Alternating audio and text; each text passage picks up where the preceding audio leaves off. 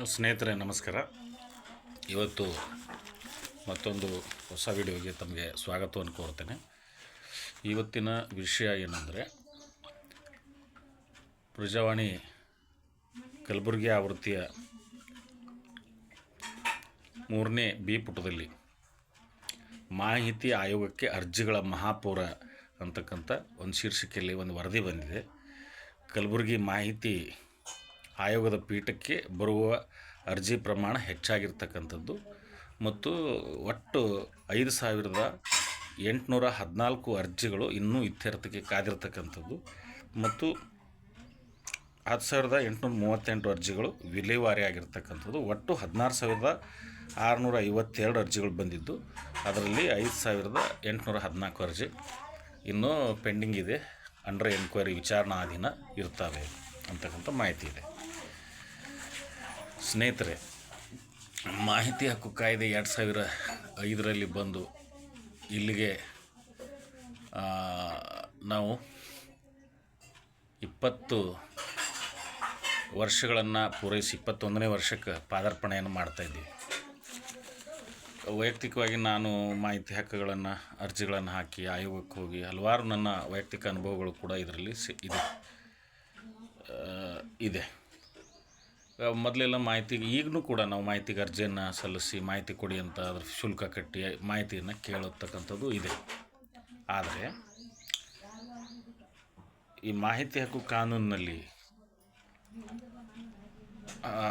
ಎಲ್ಲದಕ್ಕೆ ಸಂಬಂಧಪಟ್ಟ ಎಲ್ಲ ಮಾಹಿತಿ ಇದೆ. ಏನೇನು ಹೆಂಗೆ ಅರ್ಜಿ ಕೊಡಬೇಕು, ಮಾಹಿತಿ ಕೊಡಬೇಕು, ಕೊಟ್ಟಿಲ್ಲ ಅಂದರೆ ಯಾರಿಗೆ ಕೇಳಬೇಕು, ಯಾರ ಹತ್ರ ಮತ್ತೆ ಅರ್ಜಿ ಮಾಡ್ಕೋಬೇಕು, ಮೇಲ್ಮನವಿ ಯಾರಿಗೆ, ಪ್ರಥಮ ಮೇಲ್ಮನವಿ, ದ್ವಿತೀಯ ಮೇಲ್ಮನವಿ, ಹೀಗೆ ಅದರದ್ದು ಒಂದು ನಿಯಮ ಸರಿಯಾಗಿ ಆ ಕಾನೂನಲ್ಲಿದೆ.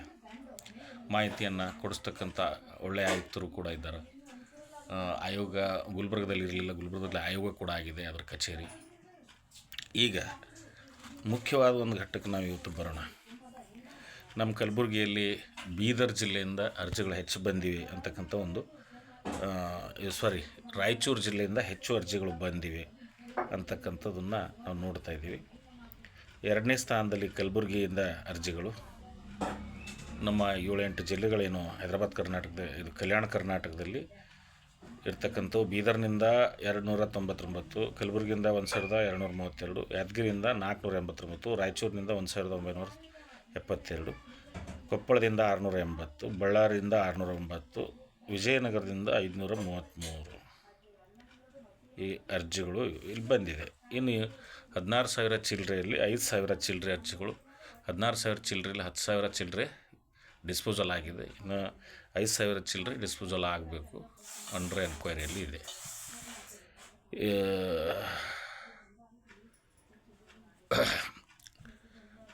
ಈ ಎಲ್ಲ ವಿದ್ಯಮಾನ ನೋಡಿದಾಗ 20 ವರ್ಷದ ಅನುಭವದಲ್ಲಿ ಭ್ರಷ್ಟಾಚಾರ ಕಡಿಮೆ ಆಯಿತಾ?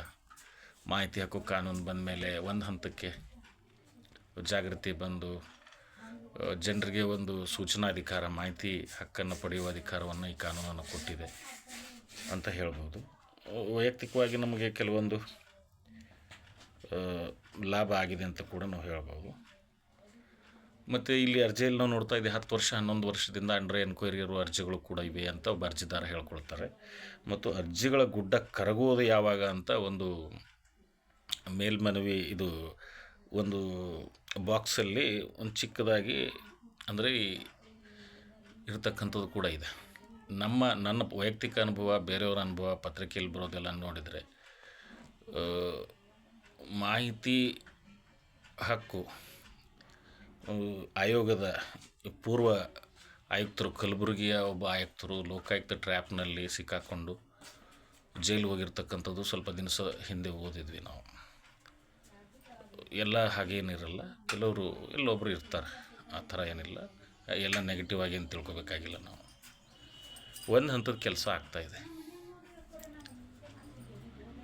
ಮಾಹಿತಿ ಕಾನೂನು ಆಯೋಗ ಎಲ್ಲ ಇರೋದ್ರಿಂದ.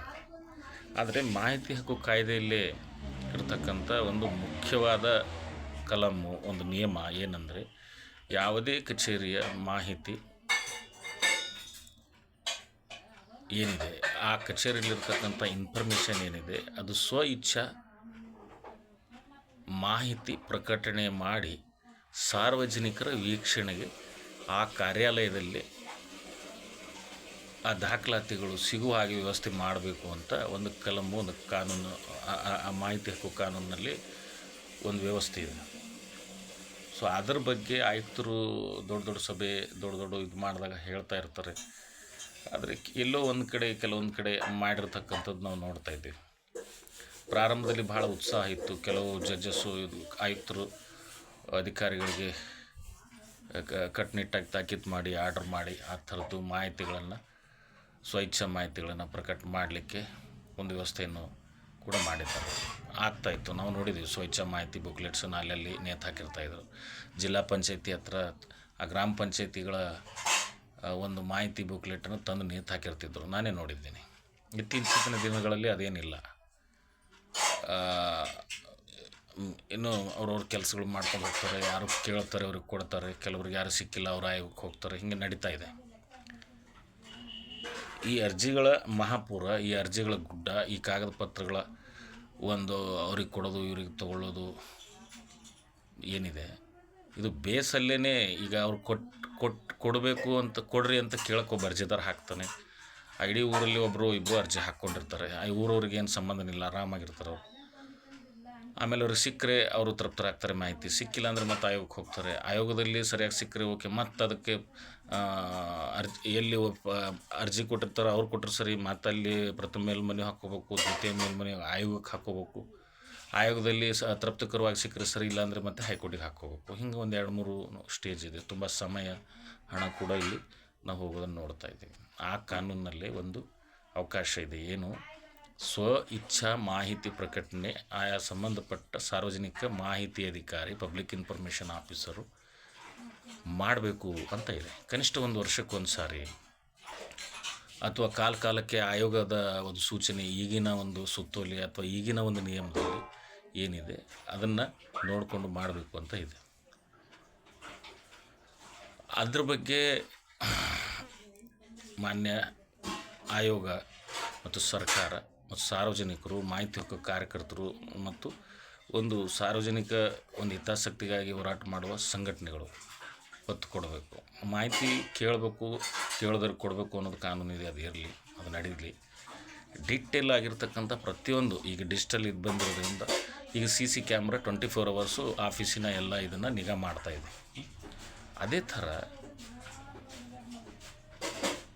ಇಲಾಖೆ ವೆಬ್ಸೈಟ್ನಲ್ಲಿ ಒಂದು ಪಂಚಾಯತಿದ್ದು, ಒಂದು ಕಾರ್ಯಾಲಯದ್ದು, ಆಫೀಸ್ನಲ್ಲಿರುವ ಸಮಗ್ರ ಮಾಹಿತಿಯನ್ನು, ಒಂದು ಯಾವುದೇ ಕೆಲಸ, ಒಂದು ಏನೋ ಒಂದು ಕಡತ, ಅದರದ್ದೆಲ್ಲ ಡೀಟೇಲ್ಸನ್ನು ಸ್ಕ್ಯಾನ್ ಮಾಡಿ ಅಪ್ಲೋಡ್ ಮಾಡಿ ಆ ಇಲಾಖೆಯ ವೆಬ್ಸೈಟಿಗೆ ಆ ಕಾರ್ಯಾಲಯದ ಹೆಸರುಗಳನ್ನು ಹಾಕಿ ಸಾರ್ವಜನಿಕ ವೀಕ್ಷಣೆಗೆ ಒಂದು 30 ದಿವಸನೋ 60 ದಿವಸನೋ, ಒಂದು ಹೆಚ್ಚೆಚ್ಚಂದ್ರೆ ಭಾಳ ಅಂದ್ರೆ 1 ವರ್ಷ, ಆಮೇಲೆ ಅದನ್ನೇ ಇಡಬೇಕಾಗಿಲ್ಲ, ಪ್ರಕಟ ಮಾಡ್ತಕ್ಕಂಥ ವ್ಯವಸ್ಥೆ ಮುಂದಿನ ದಿನದಲ್ಲಿ ಸರ್ಕಾರ ಮಾಡಬೇಕು. ಯಾಕೆಂದರೆ ಇದರಿಂದ ಈ ಮಾಹಿತಿ ಕೇಳಲಿಕ್ಕೆ ಅಲ್ಲಿ ಅರ್ಜಿ ಕೊಟ್ಟು ಅಲ್ಲಿ ಫೀಸ್ ಕಟ್ಟಿ ವೇಟ್ ಮಾಡ್ಕೊಳ್ಳೋದು, ಅವರು ತಮ್ಮ ದೈನಂದಿನ ಕೆಲಸ ಬಿಟ್ಟು ಇವ್ರಿಗೆ ಮಾಹಿತಿ ಕಲೆಕ್ಟ್ ಮಾಡಿ ಕೊಡೋದು, ಇವ್ರು ಹೋದ್ಮೇಲೆ ಇನ್ನೊಬ್ಬರು ಮತ್ತೊಂದು ಅರ್ಜಿ, ಅವರು ಬೇರೆ ಒಂದು ಮಾಹಿತಿ ಅವ್ರು ಕೇಳೋದು, ಇದು ಸ್ವಲ್ಪ ಇದೆ. ಈಗಿರೋ ಕಾನೂನಲ್ಲಿ ನಾವು ಕೇಳ್ತಾ ಇರ್ತಕ್ಕಂಥ ಇದಕ್ಕೆ ಸ್ವಲ್ಪ ಆ ವ್ಯವಸ್ಥೆ ಇರಲಿಕ್ಕಿಲ್ಲ. ಸ್ವಇಚ್ಛಾ ಮಾಹಿತಿ ಪ್ರಕಟಣೆ 1 ವರ್ಷದ್ದು ಬೇಕಾದರೆ ಒಂದು ಬುಕ್ಲೆಟ್ ಮಾಡಿ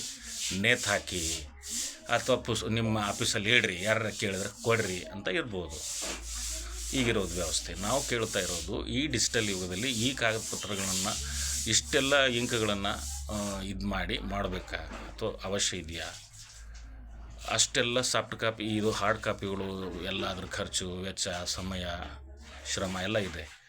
ಡಿಜಿಟಲ್ ಈ ಟೈಮಲ್ಲಿ ಒರಿಜಿನಲನ್ನೇ ನಾವು ಸ್ಕ್ಯಾನ್ ಮಾಡಿ ಆಯಾ ಇಲಾಖೆಯ ವೆಬ್ಸೈಟಲ್ಲಿ ಒಂದು ಮಾಹಿತಿ ಹಕ್ಕುದಿಗೆ ಅಲ್ಲೊಂದು ಸಪ್ರೇಟ್ ಕಾಲಮ್ ಇದೆ, ಅಲ್ಲಿಗೆ ಸ್ವಇಚ್ಛಾ ಮಾಹಿತಿ ಪ್ರಕಟಣೆ ಅಂತ ಹಾಕ್ಕೊಂಡ್ಬಿಟ್ಟು ಅಲ್ಲೇ ಅಪ್ಲೋಡ್ ಮಾಡಿಬಿಟ್ರೆ ಯಾರಿಗೆ ಮಾಹಿತಿ ಬೇಕಾಗಿದೆ ಅವರು ಆ ವೆಬ್ಸೈಟಿಗೆ ಹೋಗಿ ಅಲ್ಲೇ ನೋಡಿಕೊಂಡು ಬಿಡ್ತಾರೆ. ಬೇಕಾದರೆ ಅವ್ರು ಡೌನ್ಲೋಡ್ ಮಾಡ್ಕೋಬೇಕು, ಏನಾರು ಆಸಕ್ತಿ ಇದ್ದರೆ ಮಾಡ್ಕೊಳ್ತಾರೆ, ಮುಗಿತು, ಅಲ್ಲಿಗೆ ಮ್ಯಾಟ್ರ್ ಕ್ಲೋಸು. ಎಲ್ಲ ಹಾರ್ಡ್ ಕಾಪಿ ಮಾಹಿತಿಯನ್ನು ಆಫೀಸಲ್ಲಿ ಇರ್ತದೆ, ಅಲ್ಲಿಗೆ ಅರ್ಜಿ ಕೊಟ್ಟು ಅದ್ರ ಜೆರಾಕ್ಸು ನಕಲು ತೊಗೊಂಡು ಅದು ವೆರಿಫಿಕೇಷನ್ ಮಾಡಿ, ಇದು ತುಂಬ ಹಳೆ ಮಾಡಲು. ಈಗ 20 ವರ್ಷ ಆದಮೇಲೆ ಈ ಡಿಜಿಟಲ್ ಆಗಿ ಮುಂದುವರಿತಾ ಇರತಕ್ಕಂಥ ಯುಗದಲ್ಲಿ ಇದು ಬೇಡ ಅಂತ ಅನ್ನಿಸ್ತದೆ. ಅದಕ್ಕೆ ಸರ್ಕಾರ ಮತ್ತು ಆಯೋಗ, ಸಾರ್ವಜನಿಕರು ಈ ಮಾಹಿತಿ ಸ್ವಇಚ್ಛಾ ಮಾಹಿತಿ ಪ್ರಕಟಣೆ ಏನಿದೆ ಅದು ಡಿಜಿಟಲ್ ಆಗಿ ಆಯಾ ಇಲಾಖೆಯ ವೆಬ್ಸೈಟಲ್ಲಿ ಡೀಟೇಲ್ ಆಗಿ ಎಲ್ಲ ದಾಖಲಾತಿಗಳನ್ನು ಈಗ ಕೆಲಸ ಆಗಿರ್ತಕ್ಕಂಥ ಒಂದು ಆರ್ಥಿಕ ವರ್ಷದಲ್ಲಿ 1ನೇ ತಾರೀಕು ಏಪ್ರಿಲ್ನಿಂದ 31 ಮಾರ್ಚ್ವರೆಗೆ ಏನು ಕೆಲಸ ಕಾರ್ಯಗಳಾಗ್ತಾಯಿದೆ, ಸಾಧಾರಣವಾಗಿ ಏಪ್ರಿಲು, ಮೇ, ಜೂನ್ 12 ತಿಂಗಳೇನಿದೆ ಅದರಲ್ಲಿ ಆಗಿರ್ತಕ್ಕಂಥ ಆಯಾ ತಿಂಗಳ ಕೆಲಸಗಳ ಮಾಹಿತಿಯನ್ನು ಆಯಾ ತಿಂಗಳ ಕೊನೆಗೆ ಒಂದು ವರದಿಯನ್ನು ತಯಾರಿಸಿ ವರದಿಯನ್ನು ಅವೆಲ್ಲ ಕಾಗದಪತ್ರಗಳನ್ನು ಸ್ಕ್ಯಾನ್ ಮಾಡಿ ಇಲಾಖೆ ಇದಕ್ಕೆ ಅಪ್ಲೋಡ್ ಮಾಡೋದು. 12 ತಿಂಗಳಾದಮೇಲೆ ಮಾರ್ಚ್ ಎಂಡ್ ತನಕ ಪ್ರದರ್ಶನವನ್ನು ಮಾಡೋದು, ನಿಮ್ಮ ಲೆಕ್ಕಪತ್ರ ಕೂಡ ಪ್ರದರ್ಶನವನ್ನು ಮಾಡೋದು.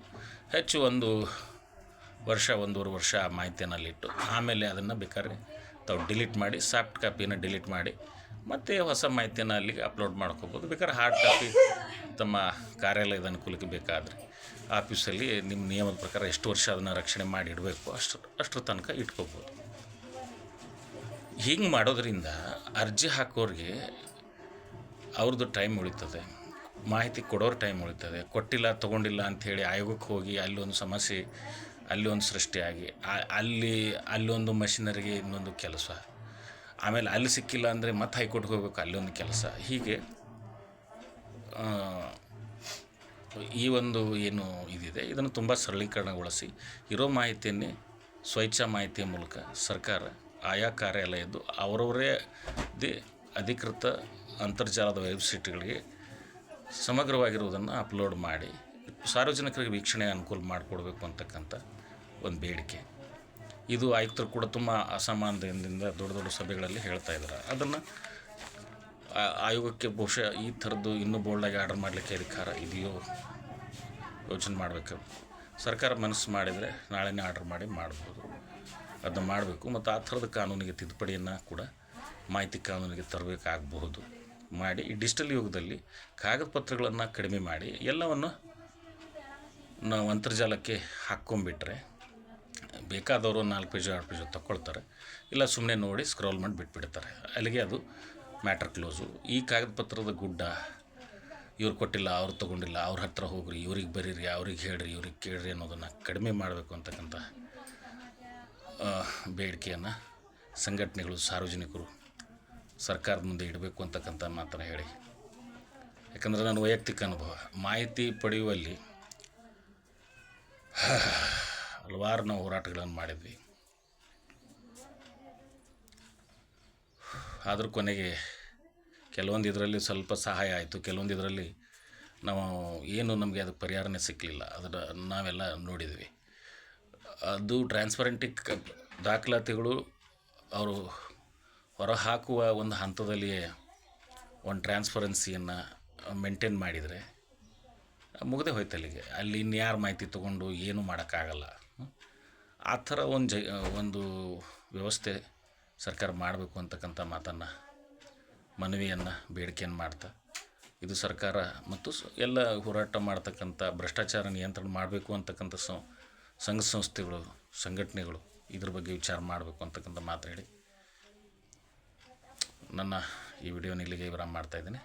ಎಲ್ಲರಿಗೂ ನಮಸ್ಕಾರ.